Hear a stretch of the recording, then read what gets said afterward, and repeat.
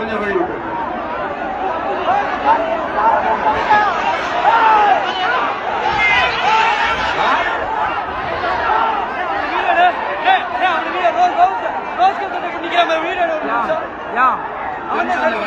அந்த ஆம்புலன்ஸுக்கு அவங்களை கூட்டிட்டு போகும்